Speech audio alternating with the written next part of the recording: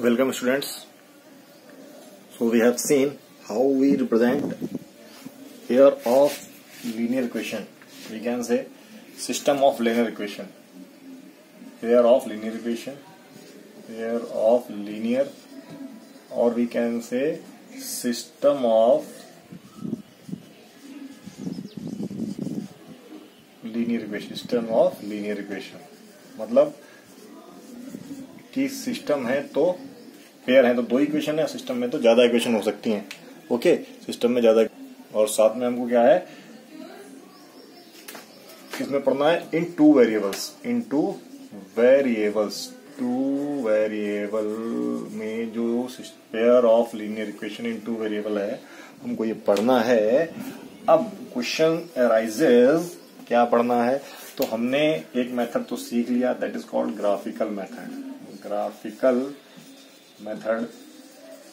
एक मेथड यहां पे आएगा हमारे पास, substitution method.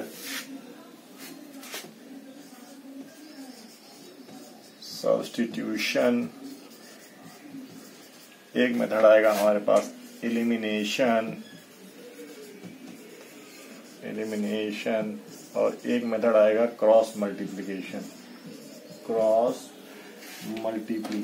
Method. Cross multiplication. So these are few methods which we need to study in this chapter.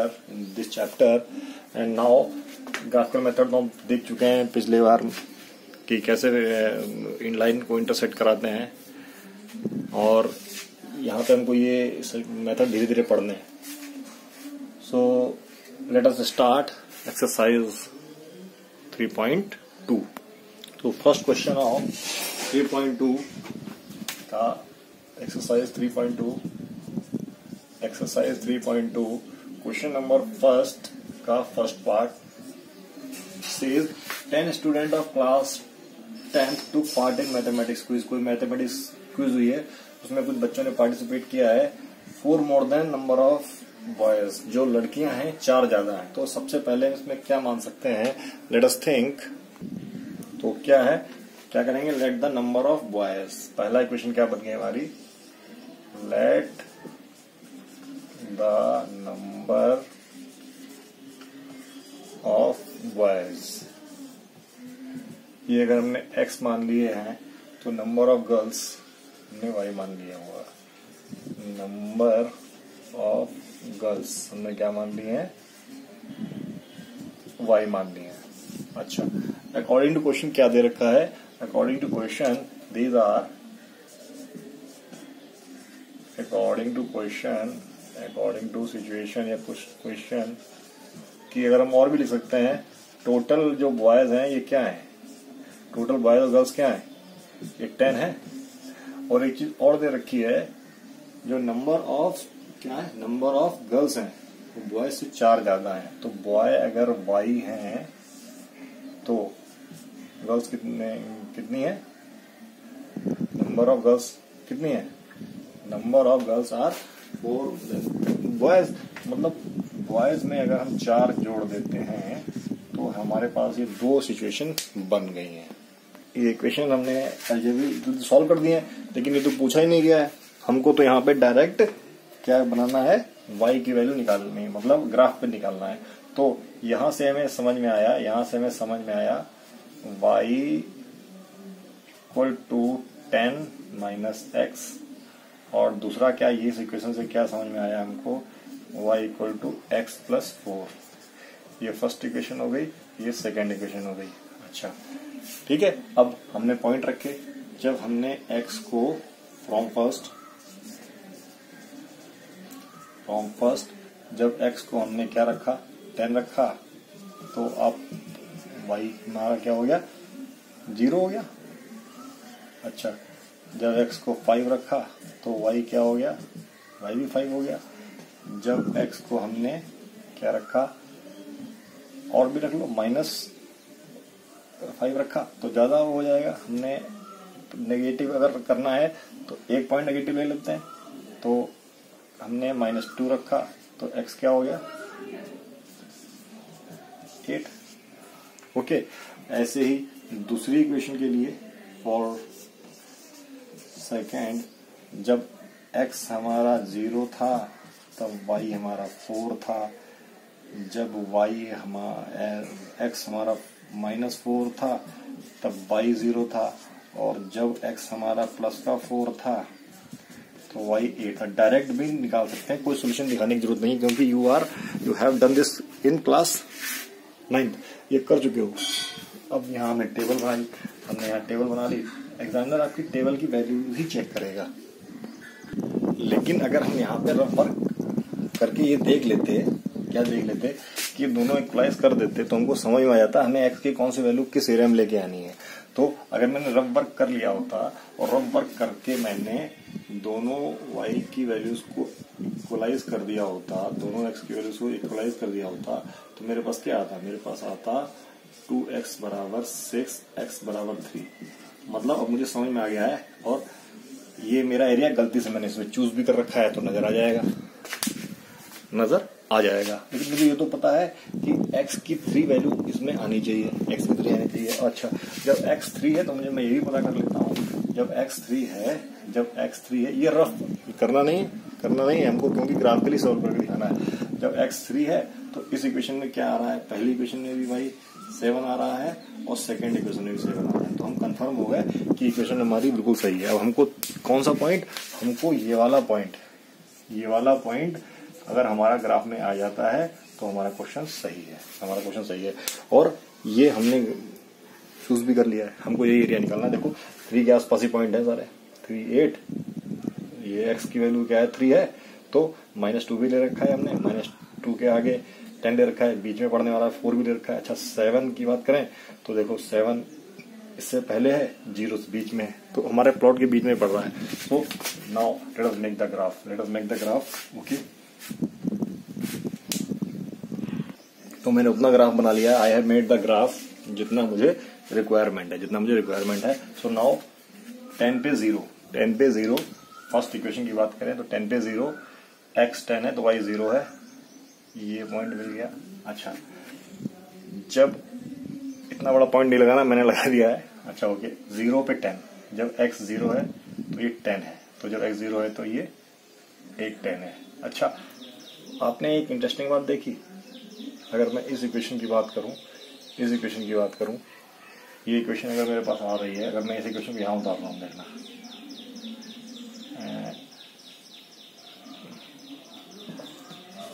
y = 10 - x, और इस इक्वेशन को मैं कैसे लिख सकता हूँ? ऐसे लिख सकता हूँ। अच्छा, क्लास 11 का कॉन्सेप्ट है, आप अगर ध्यान रखना चाहो तो रख सकते हो। अगर मैं यहाँ पे इस तरीके से लिख के इसको बीच में प्लस ले आऊं, और यहाँ पे जो है इक्वलाइज 1 कर दूं, यहाँ पे 1 बना दूं। मतलब 1 कैसे बनाऊंगा? अगर मैं इसको यहाँ पे ले आऊं,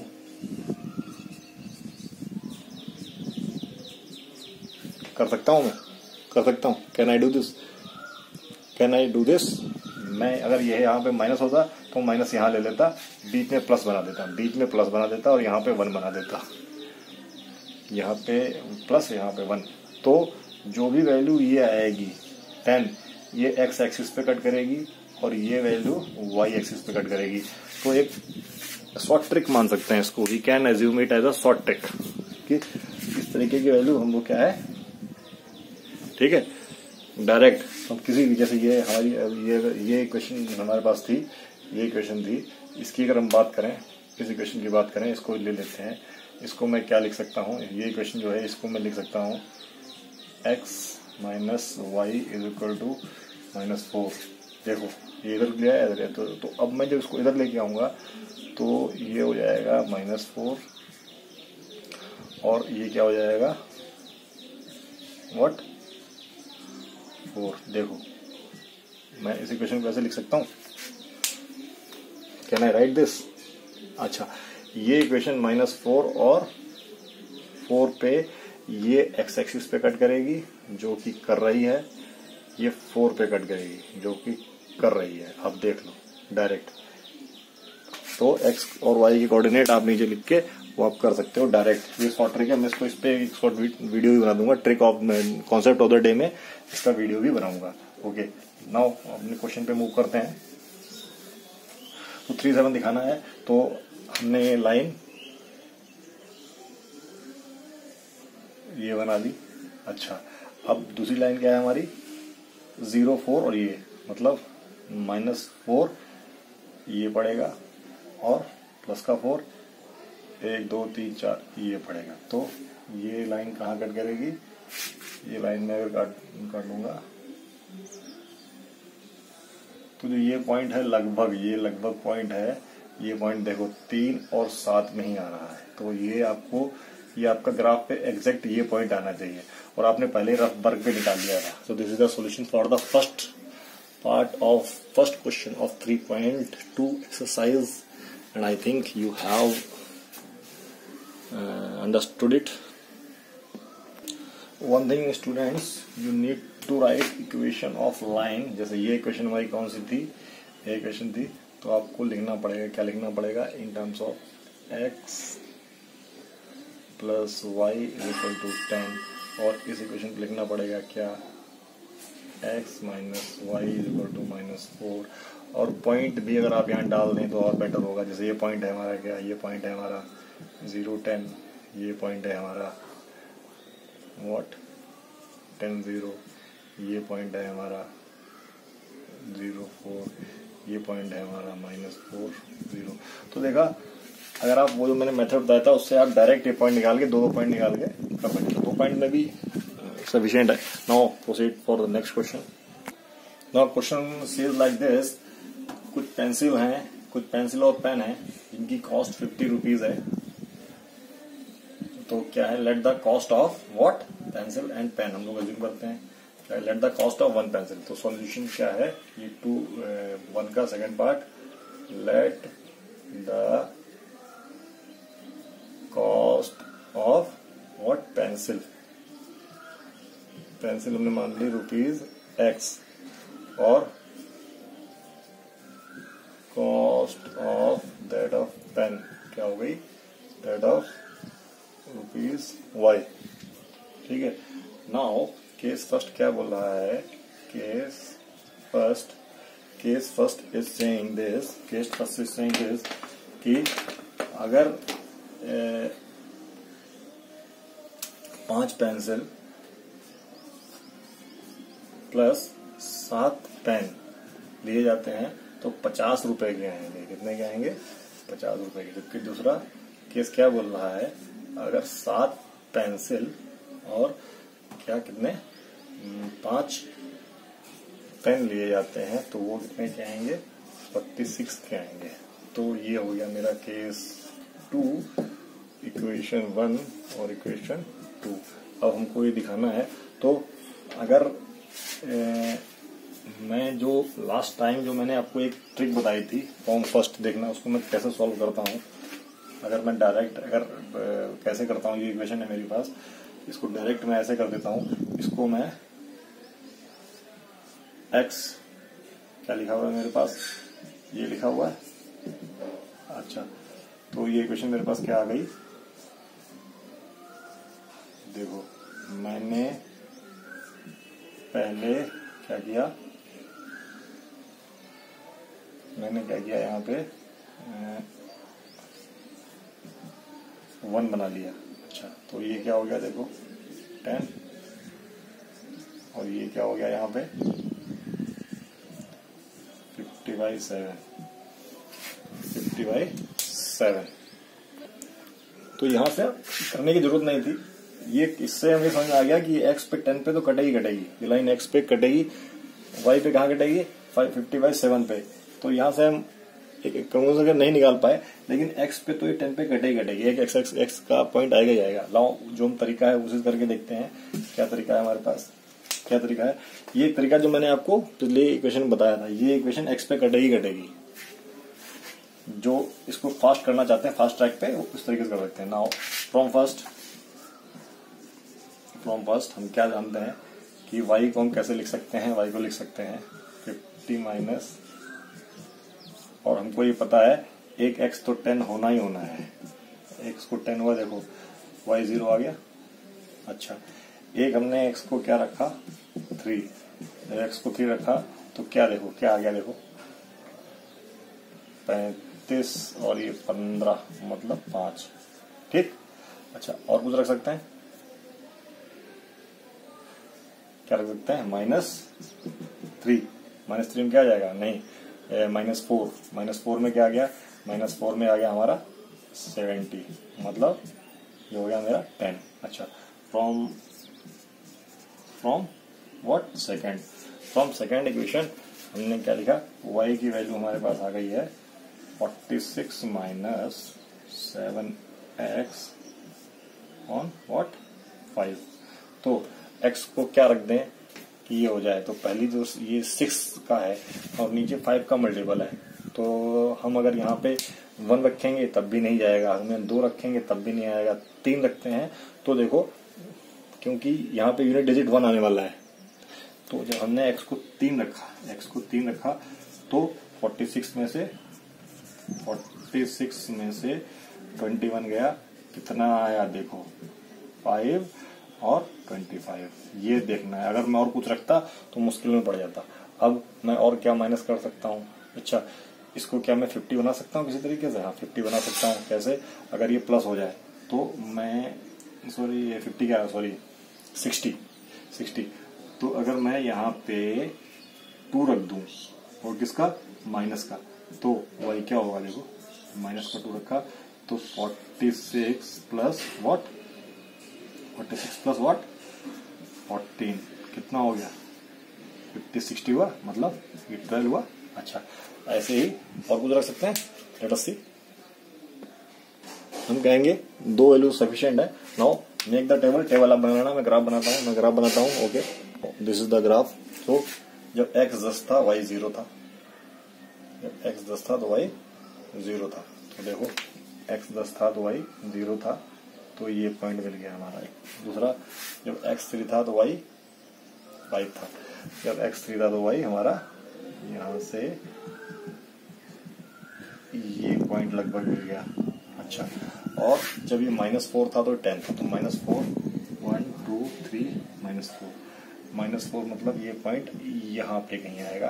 तो आपको देख रहे होगे कि ये कहीं लाइन ऐसे एक लाइन बन रही है और ये लाइन ऐसे बन रही है, ये लाइन ऐसे ऐसे ऐसे ऐसे ऐसे यहाँ से कटेगी, ठीक है। आप बेटा ग्राफ बनाओगे तो सही बनेगी, ठीक है। दूसरी लाइन, जब x3 था तो ये 5 था, x3 था तो ये 5 था, ये रहा पॉइंट।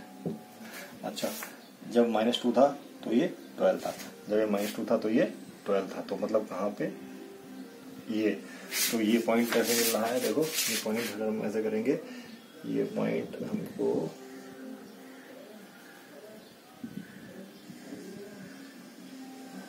ये इस तरीके की लाइन आपको मिल रही है। तो आपका इंटरसेक्शन पॉइंट क्या हो गया, दोनों में आ रहा है हमारा 3 5 3 5, दोनों पॉइंट आ रहा है 3 5 3 5।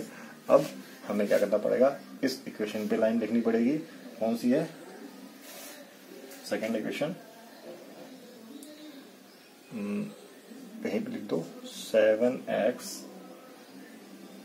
+ 5y = व्हाट 46, यहाँ लिख लेना आप। और इस पे भी लिखनी पड़ेगी, तो क्या लिखेंगे हम लोग 5x, बेटा इसमें थोड़ी स्पेस की प्रॉब्लम आ रही है 50। ये क्वेश्चन लाइन मुझे साफ सुथरे अक्षरों में यहाँ लिख देता हूँ मैं, यहाँ पे 7x + 5y = 46। और जो पॉइंट है आपको पॉइंट भी मार्क कर देना। So this is the what graphical solution of 2 of our questions of exercise 3.2। तो आंसर पक्का लिखेंगे, क्या लिखेंगे, cost of 1 pencil is 3, while cost of, answer में आंसर आप पक्का लिखेंगे, cost of 1 pencil is x = 3 rupees and cost of pen is 5 rupees. Okay, let us move further and now let us introduce the topic. So students, our topic is this. We know, I told you कि general equation जो होती है हमारी, general equation होती है variable की, वो कैसे लिखी थी, वो हमने ऐसे लिखी थी। अगर कोई हमारे पास एक लीनियर इक्वेशन ये है और दूसरी लीनियर इक्वेशन ये दे रखी है, दूसरी लीनियर इक्वेशन ये दे रखी है, where A and B are the, आप पहला लेक्चर देख सकते हैं, उसमें मैंने डिटेल में बता रखा है A1 और B1 क्या है, ये कांस्टेंट है। तो हम कैसे दिखाएंगे, दो लाइनें हैं, let us take the two lines. कैसे, क्योंकि हम लोग क्या पढ़ेंगे, यहाँ पे पढ़ते हैं pair of linear equation in two variable, pair of linear equation in two variable, ये पढ़ते हैं। तो अगर हमारे पास ये दो इक्वेशन है, क्या बताया था मैंने, A1 B1 कोई कांस्टेंट हो सकते हैं। Let us take the example, तो एग्जांपल क्या लिया, 3x + 5y + 7, एक हमारे पास लाइन ये है और एक लाइन क्या है, 5x 7y + 9 = 0। अब क्वेश्चन ये उठता है कि जो ये इक्वेशन है, दो लाइनें, इक्वेशन कई हो सकती हैं लेकिन यहाँ हम दो लाइन पढ़ रहे हैं। पहली बात, लीनियर इक्वेशन है तो ये स्ट्रेट लाइन बनाएंगी, ग्राफ इनका स्ट्रेट लाइन बनने वाला है। क्या ये कटेंगी, क्या या नहीं कटेंगी, क्या ये, मतलब इनके बीच में क्या प्रॉब्लम, क्या सिचुएशन हो सकती है कि ये दो लाइन या तो इंटरसेक्टिंग हो, क्या हो, इंटरसेक्टिंग मतलब दोनों लाइन आपस में एक पॉइंट पे कहीं कट जाएं। दूसरा ऑप्शन हो सकता है ये लाइन पैरेलल हो जाए, ये लाइन पैरेलल हो जाए, कहीं ना कटें। और तीसरा एक ऑप्शन हो सकता है, तीसरा एक ऑप्शन क्या हो सकता है कि ये ओवरलैपिंग हो जाए, ओवरलैपिंग मतलब आपने एक लाइन बनाई, उसी के ऊपर दूसरी लाइन चली जा रही है, इसको हम क्या बोलते हैं, कोइंसाइडिंग लाइन। तो ये हमारे पास क्या कंडीशंस होंगी, ये हम पढ़ने वाले हैं इस टॉपिक में। सो लेट अस टेक, ये एग्जांपल है, इसको देख के हम कैसे बताएंगे, ये इंटरसेक्टिंग है या पैरेलल होंगी या कौन साइडिंग हो जाएंगी, कौन साइडिंग हो जाएंगी, ठीक है, कौन साइडिंग हो जाएगी, ठीक है। ये इनको देख के कैसे पता लगेगा कि ये लाइन पैरेलल है, इंटरसेक्टिंग है, तो या कौन साइडिंग लाइन है। तो कैसे क्या करेंगे, हम उसको डालते हैं और देखते हैं क्या उसमें हम कंपेयर करेंगे, क्या करेंगे, कंपेयर किसका करेंगे, ऑन कंपेयर हम जो A1 है, A2 है, B1 है, B2 है, C1 है, C2 है, इनके बारे में कुछ देखेंगे, इनके बारे में कुछ सीखेंगे। तो क्या सीखेंगे, अगर हम क्या A1 और B1 B1 जो फर्स्ट इक्वेशन के x और y के रिस्पेक्टिवली कोफिशिएंट है और उनका A2 B2 से रेशियो निकालें और इंडिपेंडेंट होकर रेशियो निकालें। मतलब क्या बात कर रहे हैं, हम बात कर रहे हैं x के कोफिशिएंट A1 का A2 से रेशियो निकालें, B1 का B2 से रेशियो निकालें और C1 का C2 से रेशियो निकालें। इस रेशियो के निकालने पे हम बता पाएंगे कि लाइन पैरेलल है, कोइंसिडेंस है, क्या है, ये बता पाएंगे हम। तो इसमें क्या केस हो जाएगा, अगर A1 A2 का रेशियो B1 B2 के रेशियो के बराबर नहीं है तो लाइन आपस में कटेंगी, लाइन क्या हो जाएंगी, लाइन इंटरसेक्टिंग हो जाएंगी। क्या लाइन हो जाएंगी, इंटरसेक्टिंग। चलो इसका एग्जांपल हम अभी लेते हैं, एक इंटरसेक्टिंग लाइन बनने वाली है। अगर ये A1 B इनका रेशियो हमने लिया, ये A1 B1, इस एग्जांपल को देखते हैं। देखो यहाँ पे A1 क्या है, यहाँ पे A1 है हमारा 3, A1 क्या है 3, A2 क्या है 5, अच्छा ठीक, B1 क्या है, B1 इज 5, B2 क्या है 7, अच्छा, C1 क्या है 7, C2 क्या है 9, ठीक। नाउ A1 और A2 कोई भी निकाल लेगा। A1 A2 क्या निकाला हमने, A1 A2 कैसे निकाला, 3/5, ठीक है। B1 B2 निकाला, B1 B2 भी हम निकाल सकते हैं आसानी से, क्या निकाला 5/7। अब since ratio of A1 A2 is not equal to, कैसे बताया हमने, कैसे बताया ऐसे ही सामने दिख नहीं रहा है क्या कि 5/7 ये इक्वल नहीं हो सकता है, बता दिया हमने। therefore above या given pair of line are intersecting, given pair of lines are intersecting at one point, ये एक पॉइंट पे कटने वाली लाइंस हैं, ये एक पॉइंट पे कटने वाली लाइंस हैं। तो please pause the video, note it down. इस तरीके से इंटरसेक्टिंग लाइन हम लोग निकाल सकते हैं।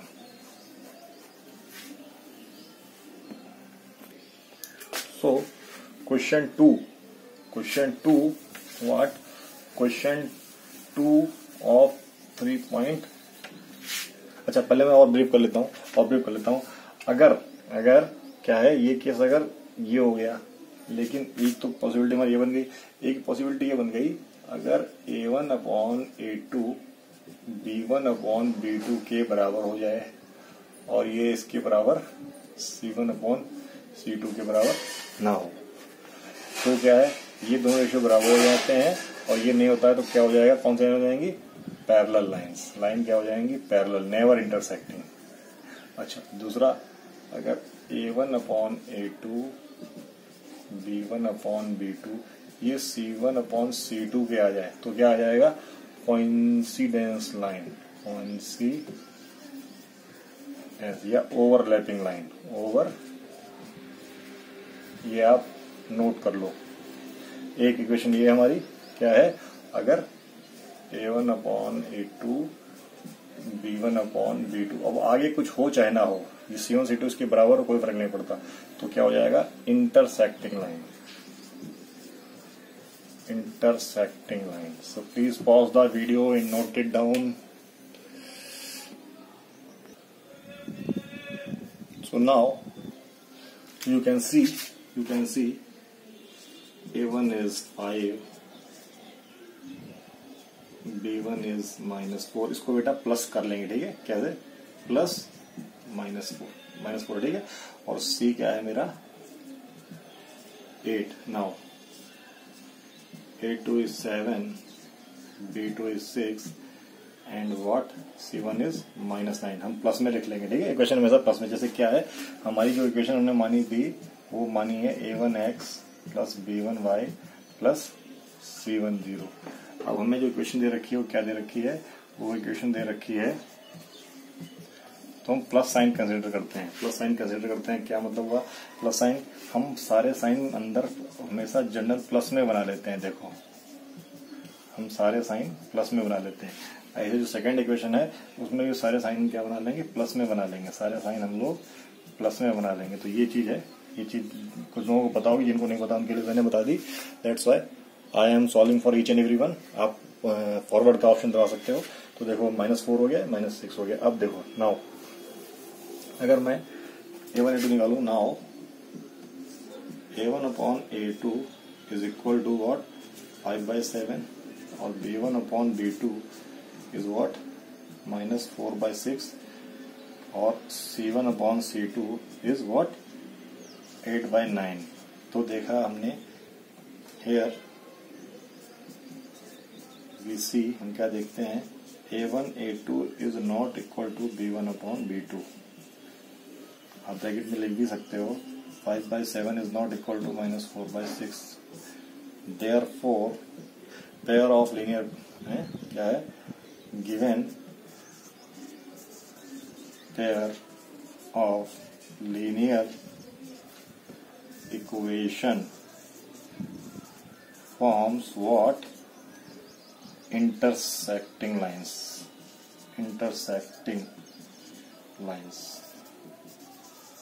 कुछ भी लिख सकते हो। The given pair of linear equation has intersection of points, whatever it is you can write now। okay, अब कुछ लोग सोच रहे होंगे सर ने यहाँ पे इसको काटा नहीं। बेटा काटना काट देते, हमारा मतलब ही नहीं, पर्पज ही नहीं वो काटने का, ठीक है। नाउ अब मैं इसको देखता हूँ, यहाँ पे देखो मैं डायरेक्ट लिख रहा हूँ A1/A2 क्या है यहाँ पे 9/18 that is what 1/2. B1/B2 that is what 3/6 that is 1/2. C1/C2 is equal to what 12/24 that is 1/2.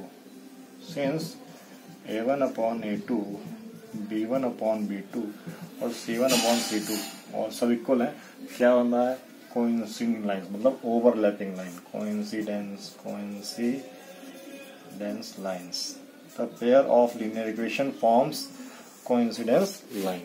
Now in this A1/A2 is what 6/2 that is 3/1. B1/B2 forms what -3 -1 that is again 3 or C1/C2 is 10/9. Now क्या है हमारे पास जो A1/A2 है वो B1/B2 के equal तो है, लेकिन ये C1/C2 के इक्वल नहीं है. देयरफॉर क्या है given pair of linear equation forms parallel lines. ये आपका सॉल्यूशन क्वेश्चन नंबर 2 यहाँ पे फिनिश होता है. Now coming to question number 3 of your exercise. तो ये बताओ आप तेंदुलकर इज कंसिस्टेंट बैट्समैन नहीं बैट्समैन. तेंदुलकर इज कंसिस्टेंट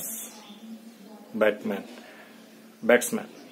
तो हाँ क्या कंसिस्टेंट मतलब जिसका सॉल्यूशन हो, जो कंसिस्टेंस मतलब क्या है जो हमेशा परफॉर्म करे, जो सॉल्यूशन दे दैट वो क्या होता है कंसिस्टेंट, और जो सॉल्यूशन ना दे वो होता है अनकंसिस्टेंट. तो जो सॉल्यूशन दे, अब देखो अगर मैं बात कर रहा हूं इंटरसेक्टिंग लाइन एक पॉइंट पे कट रही है, कटी तो इसका सॉल्यूशन हुआ, कितना सॉल्यूशन हुआ 1 सॉल्यूशन हुआ.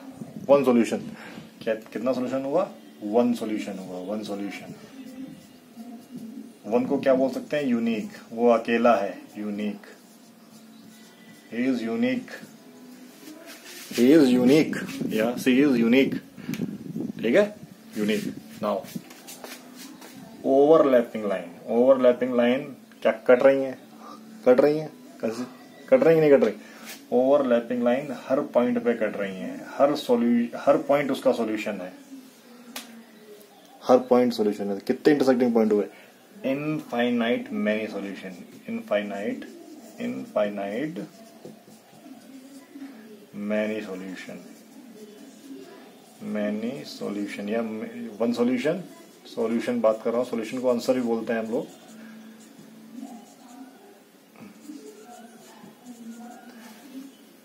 पैरेलल लाइन कहीं कटी, पैरेलल लाइन कहीं नहीं कटी, तो नो सॉल्यूशन. अब बात सुनो क्या जो सॉल्यूशन दे वो कंसिस्टेंट और जो सॉल्यूशन ना दे वो इनकंसिस्टेंट. तो ये दोनों केस सॉल्यूशन दे रहे हैं, हमको सॉल्यूशन दे रहे हैं, वो अलग बात है. इसमें केवल एक मिल रहा है और इसमें कई सारे मिल रहे हैं, जबकि इस केस में एक भी सॉल्यूशन नहीं मिल रहा है. तो ये केस हो गया हमारा इनकंसिस्टेंस केस. इनकंसिस्टेंट. और ये क्या केस हो गया कंसिस्टेंट.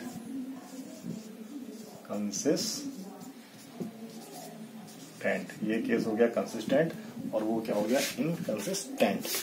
सो जो नेक्स्ट केस है आपका, नेक्स्ट क्वेश्चन है, उसमें आपको ये दिखाना है कंसिस्टेंट है कि नहीं है. तो अगर मैं इस क्वेश्चन की बात करूं, क्वेश्चन नंबर 2 है, तो इसमें क्या था हमारे पास इंटरसेक्टिंग सॉल्यूशन था, तो ये क्या हो गया कंसिस्टेंट. ये सॉल्यूशन क्या हो गया कंसिस्टेंट सॉल्यूशन हो गया. कंसिस्टेंट सॉल्यूशन हो गया. ठीक. अच्छा ये कॉन्सेंडिंग लाइन, ये भी क्या हो गया कंसिस्टेंस सॉल्यूशन हो गया. कंसिस्टेंट. अच्छा और ये क्या हो गया पैरेलल लाइन इनकंसिस्टेंट सॉल्यूशन. क्या हो गया इनकंसिस्टेंट. अब वर्ड बेटा कभी इनकंसिस्टेंट आ जाता है, कभी इनकंसिस्टेंट आ जाता है, तो इंग्लिश सर से पूछो क्या मतलब है इसका. कंसिस्टेंस, कंसिस्टेंट, एक इज क्वालिटी, एक is one is noun and one adjective. Okay, तो दोनों वर्ड सही है, या हम इसको बोलते हैं सो दिस इज कंसिस्टेंट या दिस इज कंसिस्टेंस, दोनों both is right. So let us move forward to our exercise. Now this is the third question of your test book, and please see question in your test book. If there is any mistake in writing question, so देखो बेटा, यहाँ पे मैं A1 B2 में आपको निकालना आएगा, मैं एक क्वेश्चन में करके दिखाऊंगा, बाकी मैं डायरेक्ट कर लूंगा। अगर मैं यहाँ बात करूँ, इस क्वेश्चन में बात करूँ, तो मेरे पास A1 क्या है 3 है, B1 है मेरे पास 2, जबकि C1 मैं 5 को इधर लेके आऊंगा और -5 लिखूंगा। ठीक है, एक जनरल नोटेशन क्या है हमारी इक्वेशन की, जनरल नोटेशन है ए, यहां लिखता हूं मैं A1, या जनरल इक्वेशन क्या होती है AX plus BY plus C। तो आप भी आदत डालो, C को इधर आगे लिखो। देखिए गलत कुछ भी नहीं है, गलत कुछ भी नहीं है, लेकिन जनरल इक्वेशन क्या, जनरल इक्वेशन ये है। ओके, तो C1 ये हो गया। अच्छा, अब A2 what, A2 is 2, B2 is -3, C2 is what -7। अब आप देख लो A1 upon A2 is what 3/2, B1 upon B2, B1 upon B2 is what 2/-3, 2/ तो माइनस यहाँ आ जाएगा, और C1 अपॉन C2 इज निकालने की जरूरत नहीं, लेकिन फिर भी निकाल लो। C1 अपॉन C2 क्या है मेरे पास 5/-7 मतलब 5/7। अब देखो since 3/2 is not equal to -2/3, this implies that A1 upon A2 is not equal to B1 upon B2। So क्या है, given pair of linear equation into variable has what, unique solution, has unique or one solution, unique और you can say one solution, one answer, solution मतलब one answer, therefore system is consistent, system of linear pair is consistent, system is what, consistence, क्या है consistent या consistent, देखो this is the way you do this question, this is the way you do this question. Now moving forward to next one, and that will I will tell you only. देखो यहां से क्या है, question number 2 मैं यहीं पे कर रहा हूं। A1 और A2 क्या है, आप देख लो, A1 A2 क्या है हाफ, B1 B2 क्या है अगेन, B1 B2 क्या है, देखो B1 B2 है मेरे पास -3 -6 अगेन हाफ। C1 C2 क्या है, C1 C2 है हमारे पास, C1 C2 है हमारे पास what 8/9, 8/9। I think you are getting 8/9। तो देखो हाफ ये और ये इक्वल नहीं है, आगे चेक नहीं, दोनों इक्वल आ गए, और आगे ये इक्वल नहीं है, तो क्या है सिंस कौन सा केस बन गया, ये कौन सा केस बन गया, फर्स्ट वाला केस बन गया, पैरेलल लाइंस। क्या कौन सा केस बन गया, पैरेलल लाइंस। तो क्या लिखोगे आप, पैरेलल लाइंस क्या है, ये तो पूछा ही नहीं है लाइन पैरेलल है कि नहीं है, लेकिन पैरेलल में क्या है इनकंसिस्टेंट। क्या लिखोगे, since this system is inconsistent, आपको लिखने की जरूरत नहीं। ये लाइन आपने, ये जो मैंने लिखा है आपकी जनरल इन्फॉर्मेशन में लिख दिया। अगर पूछा गया हो सोल्यूशन है कि नहीं है, आपको पूछना है कि ये है, ये इक्वल नहीं है तो यूनिक सोल्यूशन होगा तो कंसिस्टेंट है। आप इतना बड़ा ना लिख के थोड़ा छोटा में भी लिख सकते हैं। तो अब ये क्या हो गया, पैरेलल लाइन हो गई तो ये इनकंसिस्टेंट हो गया। अब इसकी बात करें डायरेक्ट क्वेश्चन नंबर 3 की, बात करें तो देखो A1 और A2 डायरेक्ट निकालते हैं। A1 और A2 हमने निकाला तो 3/2 और 9 क्या आ गया 1/3। देखो आप निकाल गए 1/3 आया, और 2 ऊपर गया तो 2/3 आया, 2/3 आया। अच्छा B1/B2 देखते हैं क्या आया, B1/B2 हाँ, तो 5/3 और 10 कट गया, -2/3 क्या आ गया, -2/3। C1/C2 क्या आ गया, C1 C2 आ गया, और क्या आ गया ये आ गया मेरे पास 1/2 भाई। -7 इधर जाएगा, 14 इधर जाएगा, या दोनों को उधर रख के ही देख लो, इसको 7 रहने दो, उसको 14 रहने दो, तब भी हाफ आएगा, और दोनों को इधर ले आते हो। जबकि मैंने क्या बोला, एक जनरल सोल्यूशन सीखो पहले, शॉर्टकट बाद में, जनरल सोल्यूशन सीखो, उस तरफ लेके आओ।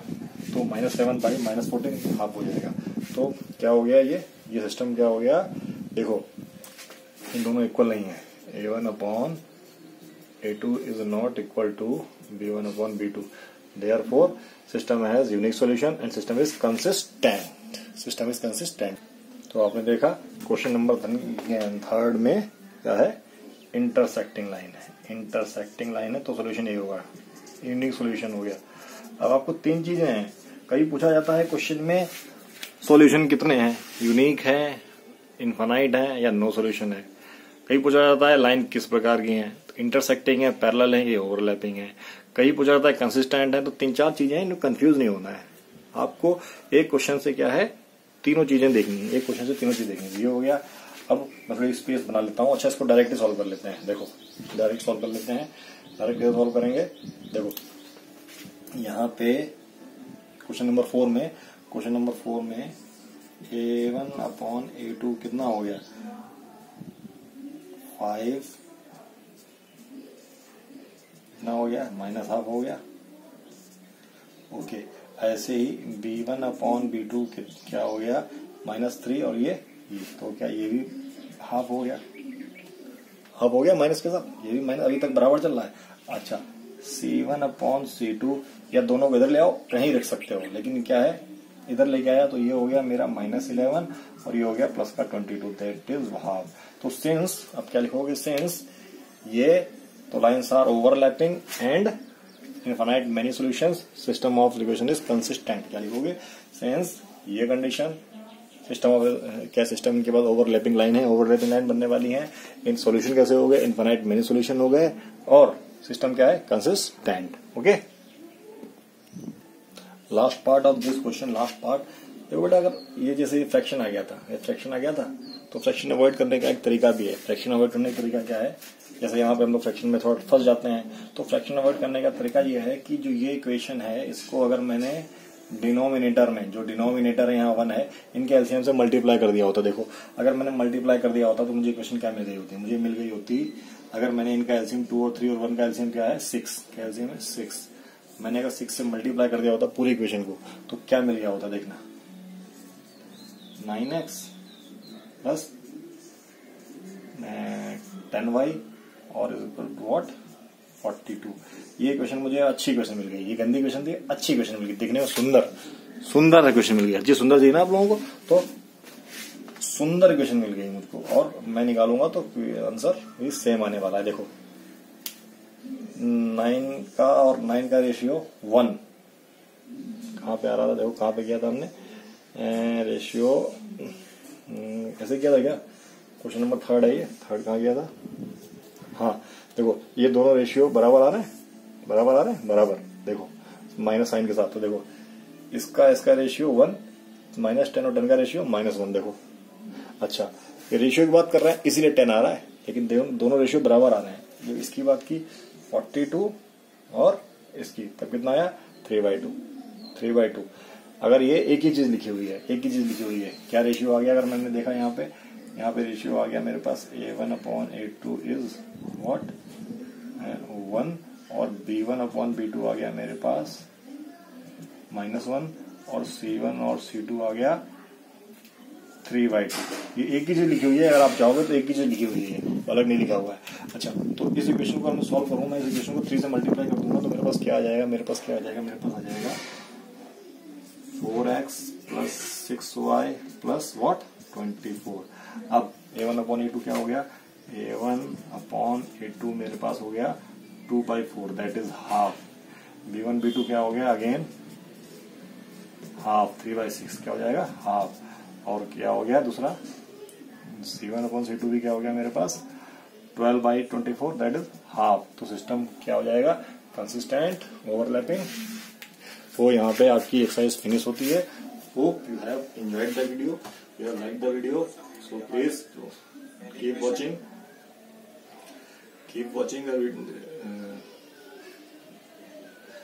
और ऐसे ही क्या है, मैं आपको ऐसे ही we will have. Hope you have enjoyed the video. Keep watching. बाकी एक्सरसाइज नेक्स्ट वीडियो में करेंगे.